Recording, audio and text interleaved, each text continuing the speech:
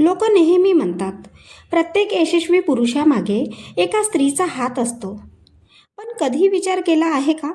प्रत्येक यशस्वी स्त्री मागेही एखादा पुरुष असू शकतो. खरं तर यश हे स्त्री किंवा पुरुष यांच्याशी जोडलेलं नसतं. यशामागे असतो विश्वास, पाठिंबा, प्रेरणा आणि एकमेकांची साथ.